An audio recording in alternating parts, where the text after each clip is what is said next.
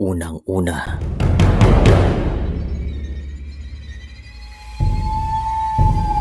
ang ilan sa mga Pilipino ay mahilig sa mga kwentong kababalagan at mayroon akong ikukwento.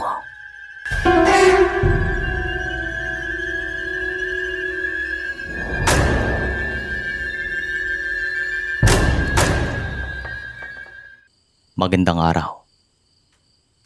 Ang karanasang ito ay nangyari noong mga panahong ako ay nagtatrabaho sa isang establishmento bilang isang sikyo. Matagal na po itong nangyari, pero hindi ko pa rin makakalimutan. Maraming salamat sa inyo at sa ating tagapagsalaysay. Isang gabi, sa kalagitnaan ng biyahe ay meron akong katabi na talagang hindi kumikibo. Pasulyap-sulyap naman ako sa kanya. Subalit nakayuko lamang ito. At sa tuwing dadampi ang aking mga balat sa kanya, ay nakakaramdam ako ng malamig. Tila ba, isa po itong malamig na bangkay kaya naman dumistansya ako ng kaunti. Bale, nakaupo ako sa pinakadulo. Sa mga sandaling ito, ay 4 na lang kaming natitirang pasahero at 5 kung isasama ko sa bilang ang driver. Itong aling katabi ko ay merong mapuputlang mga balat. Nakayuko lamang ito. Gaya nga nasabi ko kanina ay hindi kumikibo. Nakayuko lamang at hindi man lang gumagalaw. Maya-maya pa ay nagsabi ang driver kung merong bababa sa unahan at sumagot naman ang 2 pasahero. Tinanong naman ako ng driver kung saan ako pupunta at agad ko namang sinabi sa kanya. Tumango ito bilang tugon. Nagtataka naman ako kung bakit hindi niya tinanong ang ale. Pero nung una inisip ko na baka nagsabi na ito kasi nung sumakay ako ay nandoon na siya. Bale, ako yung tumabi sa kanya. Hindi nagtagal ay bumaba naman ang 2 pasahero. Balik kami na lang natitira ng ale. Lumipat naman ako sa kabila kasi gusto kong makita ang kanyang mukha. Medyo nag-aalala kasi ako sa kanya.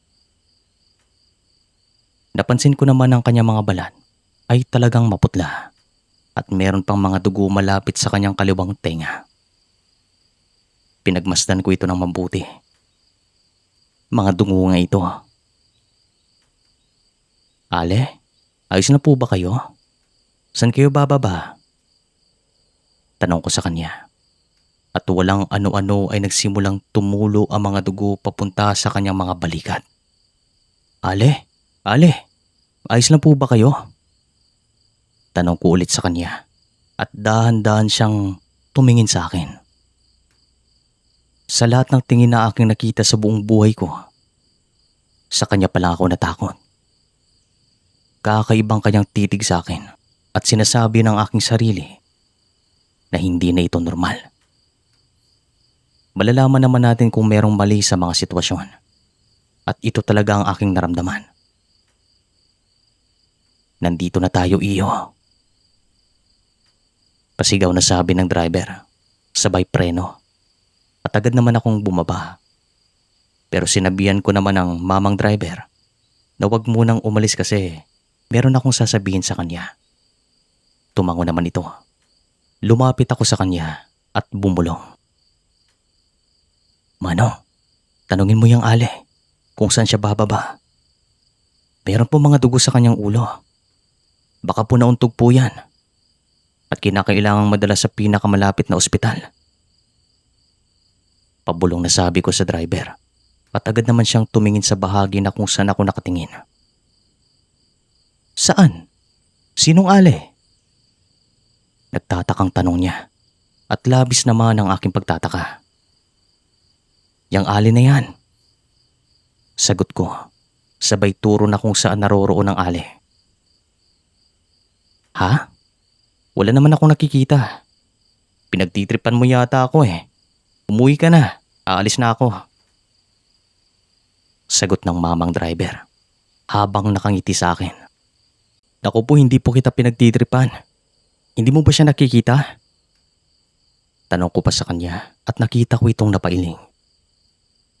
Hindi nga. Matanda lang ako pero hindi malabo yung mga mata ko. Sige na, umuwi ka na. Sagot pa niya. Napakamot at napailing na lamang ako sa mga sandaling ito. At bago pa man makaalis ang jeep, ay tinitigan ko ng mabuti ang ale. Pero nung medyo nakalayo na ito, ay unti-unti na naman siyang naglaho na parang usok. Nang dahil naman dito ay tumakbo ako papunta sa sakayan ng tricycle. Doon ay kinuwento ko rin sa kakilala kong driver ang tungkol dito. Hindi naman siya makapaniwala, pero meron din siyang narinig na kwento sa kanyang tatay na meron din daw itong nakasabayang alay sa isang jeep habang papauwi ito. Meron daw talagang nakikisakay lalo na tuwing gabi. At sa pagdating ko naman sa bahay, ay kinuwento ko sa aking mga magulang ang tungkol dito. Narinig naman ito ng aking lolo. Sabi niya, matagal na daw ang kwentong ito. At nang tanungin ko siya kung sino ang ale, ang sabi niya, isa daw itong dayo na galing pa sa ibang probinsya. Ginahasa daw ito ng driver at pinaslang. At gabi daw nung nangyari iyon. Tanging siya na lang din ang titirang pasahero nung maganap ito. Pupunta lang daw sana ito sa bahay ng kanyang anak upang magbakasyon. Yun nga lang, natsyempohan ito ng driver na merong matinding pagnanasa. Pero nakamit din naman nila ang hustisya. Yun nga lang, hindi na maibabalik ang buhay ng nawala. Pero patuloy pa rin sa pagpapakita at pagpaparamdam ang ale. Matapos daw ang kaganapang ito, ay sunod-sunod na ang mga aksidente. Lalo na sa mga jeep na may rota papuntang norte sa aming probinsya. Ayon pa sa mga matatanda, parang naghihigante ang ale. Pero meron namang nagsasabi na hindi na yung ale ang nagpapakita, kundi isa ng demonyo. Nagwisik naman ng asin si lolo sa aking kwarto para daw hindi ako masundan. At pagkatapos ko na magbaghapunan, ay agad akong pumasok para magpahinga. Hindi ko naman namalayan na nakatulog ako nang dahil na rin sa pagod. Ngunit pagpatak ng madaling araw, ay meron ulit akong naging karanasan. Bandang 2:00 ay nagising ako at tumungo sa banyo para umihi. At nang makalabas na ako ay agad akong uminom ng tubig. Kasi nakaramdam ako ng uhaw. At sa kalagitnaan ng aking pag-inom, ay nakaramdam ako ng presensya sa aking likuran. Ang aking mga batok at mga laman ay parang nagbabibrate. Bigla naman akong lumingon para makita kung sino ang nasa likod. At laking gulat ko na ito yung aling nakasabayan ko sa jeep na iyon. Pero sa mga sandaling ito ay galit na galit po siya. Hanggang sa sumigaw ito ng malakas. Kaya sumigaw na rin ako at tinakpan ang aking mga tenga. Talagang nakakabingi ang kanyang pagsigaw. At makalipas lang ang ilang segundo ay napagtanto ko na ako na lang ang sumisigaw.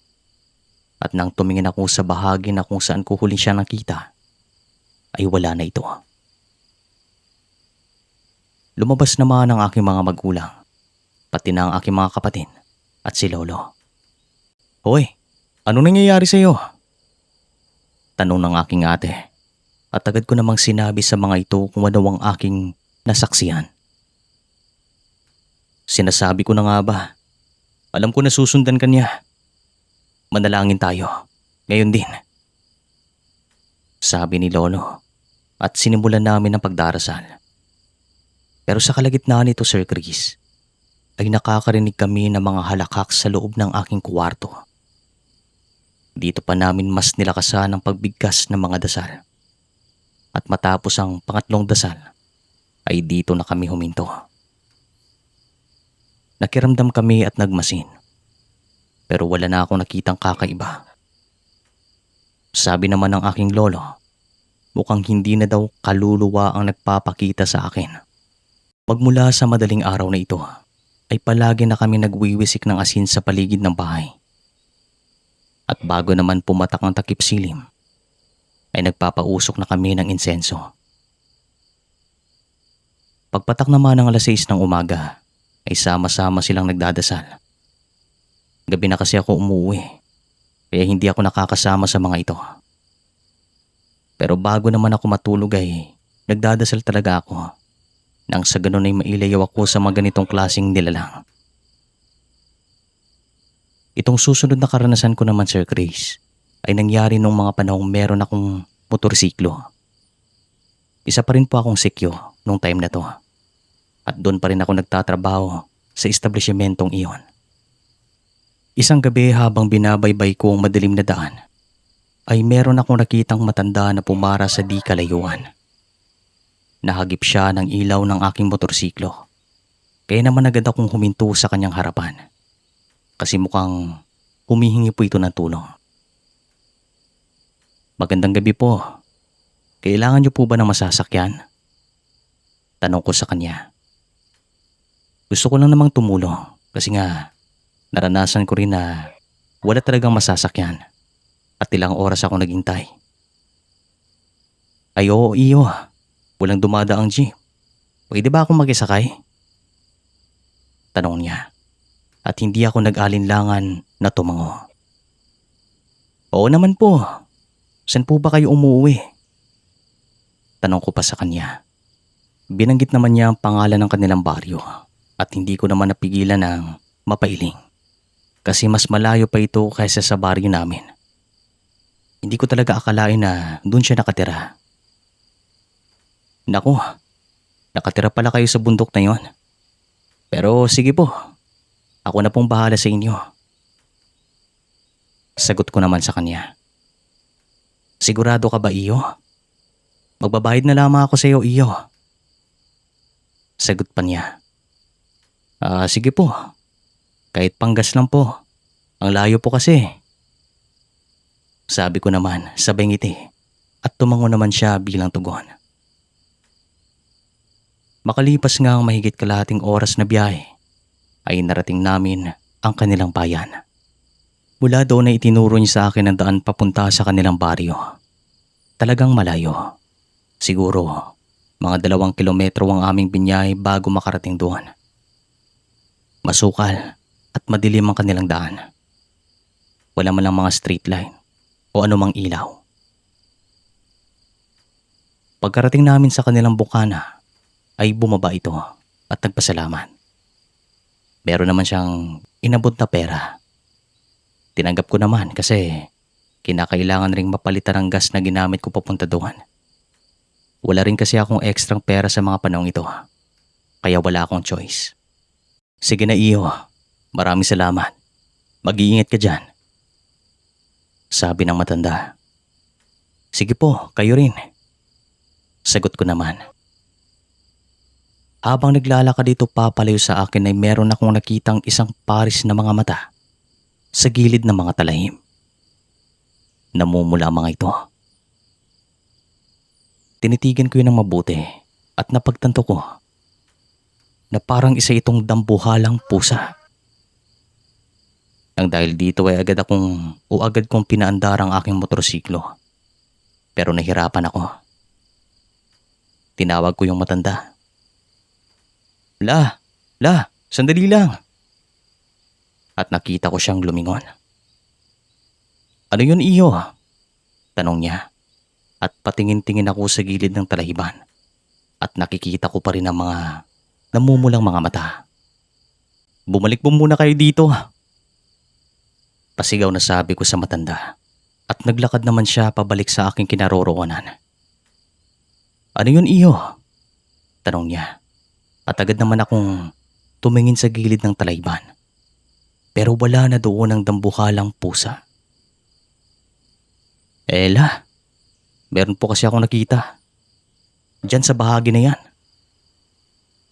Pabulong na sabi ko sa kanya. "Sige na, umalis ka na. Akong bahala." Sagot ng matanda. At agad ko namang pinaandar ang aking motor.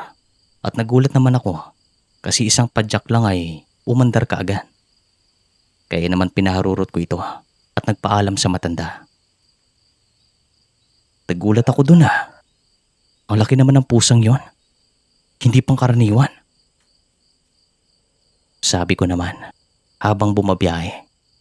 Nang marating ko ang bayan ay dito na ako nakahinga ng maluwag. Puminto muna ako sa isang tiyangge para bumili ng yosi. At habang nagpapahinga ako ay napansin naman ng tindera na parang nababalisa ako. Maliban dito ay pinagpapawisan din kasi nga natakot ako doon. Ayos ka lang ba iyo? Tanong ng tindera. At sa tingin ko ay magkasing edad lamang kami. Maliban sa kanya ay meron pang matandang babae sa loob ng kanilang tindahan. Hindi. Meron kasi akong nakitang dambuhalang pusa. Hindi na ako babalik doon. Sagot ko naman sa kanya. Sinabi ko naman na meron lamang akong hinatid na matanda. At sabi ng maglola, wag na daw talaga akong bumalik doon kahit kailan. Kasi pinamamahayan daw ng mga aswang ang baryo na iyon. Mabuti na lang daw at yung matandang nagpatid sa akin ay hindi ako nilansi. Kasi kung nagkataon daw ay baka pinagpiyastahan na ako. Napapailing na lamang ako habang kinukwento ng mga ito kung ano ang meron sa baryo na iyon. Kapanahunan pa daw ng lola ng tindera ay marami ng mga kwento doon. Kaya naman sa tuwing guginitain ang kapistahan doon ay walang masyadong pumupuntang mga bisita. Maliban sa mga kaanak ng mga nakatira doon. Magmula nga noon, Sir Chris, ay hindi na talaga ako pumupunta doon. Nakarating ako sa bahay mga bandang 11:00 ng gabi at nagtataka naman sina tatay kung bakit ginabi ako ng uwi. Kinuwento ko naman ang lahat sa kanila pero wala silang alam tungkol sa baring pinuntahan ko. Kaya sa susunod ay huwag na daw akong magpasakay ng hindi ko kakilala. Yung sa akin lang naman, Sir Chris, ay gusto kong makatulong sa kapwa. Pero ang sabi naman ng aking tatay, hindi lahat ng tinutulungan ay ilalagay ka sa maayos na sitwasyon. Maraming salamat po sa binigay niyong oras sa aking kwento. Maraming salamat din sa iyo, Sir Chris. Solid tagapakinig since 2020. Mabuhay kayo.